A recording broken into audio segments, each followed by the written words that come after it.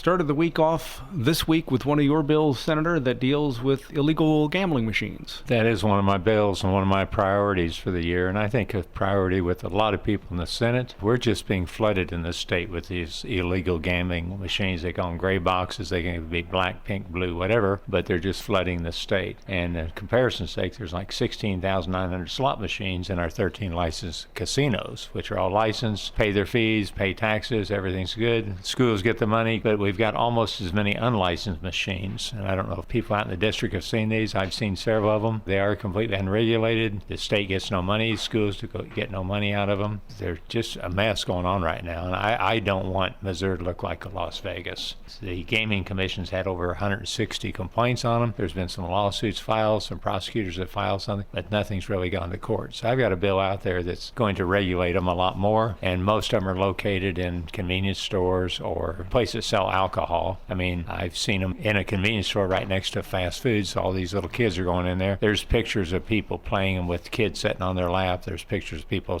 kids 16, 17 years old playing them. That's a major concern of mine. I think Illinois has got like 30,000 of them so far. And in revenue, it's dropped. Lotteries citing that just a small area along I-44 from Raleigh to St. James, they've lost over $800,000 in lottery sales just in that amount of time of people going in and paying these one-armed bandits is basically what they amount to. They do disguise them in a lot of different ways. They call them different things, but basically that's still what they amount to. There's never been a court case lost to them when they've sued the states. Other states had problems with it. Missouri's a little bit behind. We tried to pass it last year, couldn't do it, and I'm giving it my best shot this year. Stayed on the floor till 8 o'clock Monday night, and then we laid it over at that time, but we're not done yet, so we'll go back and negotiate. And I don't know that people really are so much, I know people want it, I don't know that the body is really against passing something, or certain maybe 5 or 6 people, and they've basically filibustering it, but they want sports betting, and I'm really not ready to open that up to sports betting right now to where it's going to have to be awfully controlled. And I've seen some bad things out of other states, maybe some good. They want to regulate it and want us to make something, illegal, but then again,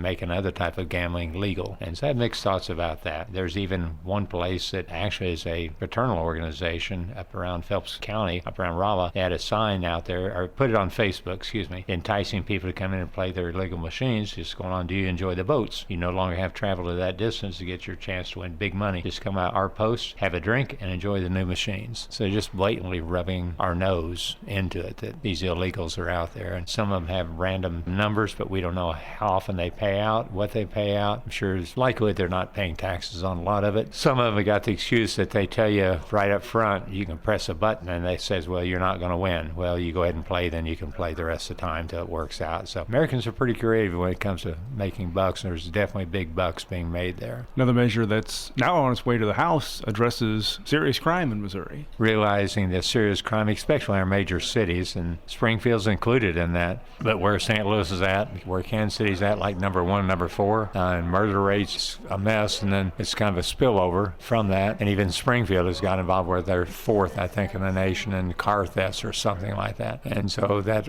is on its way to the House, and it's a good bill, and I was proud of him for bringing it up. We were able to pass that with only a few dissenting votes on that. And I've got a bill out there dealing with pretrial assessments where we're having issues. The Supreme Court says basically someone's not seriously, isn't a threat to society, that thou shall, not have to post a bond. They have to take consideration their income and other things before they allow them to post a bond. And I think it's wrong. I think somebody steals a car, that's a serious threat to society. I mean, they can crash somebody, do this, do that. I think drugs can even be in that cause a lot of people to steal. I've been in one of the jail facilities in the district, and the sheriff there told me 80% of the crime somehow related back to drugs, whether it may not have been drugs, caught with drugs, but it's them breaking into houses, doing this or doing that. Oftentimes, home break-in, people get shot, people die from it. So it can be the thief or, the victim. Something that needs to be done, so I've got a bill out there on that, and we're still working on that. All at the same time, Appropriations continues to work toward that May 8th deadline on the budget for next year. It is, and it's grown again this year. We're at $30.9 billion, I think it is. So we're still taking testimony, voted out a couple bills, so we'll continue to work that. It is pretty massive, and I've been on 6 or 8 years or 10 years, I don't know, between the House and the Senate, but still learn every day about different parts of it and what all amounts. And I did something serious. Former Speaker of the House, Todd Richardson, who's done an incredible job with Medicaid and Division of Health, really looking into it. It was amazing finding Missouri is one of the 5 most generous states in the United States with general revenue spent towards Medicaid. So we're not ignoring people. people. We take it very serious, but there's some things going on that have to be watched. He's done an incredible job, incredible dedication towards doing that, working with hospitals and put his life into it. So I'm very proud of Todd Richardson.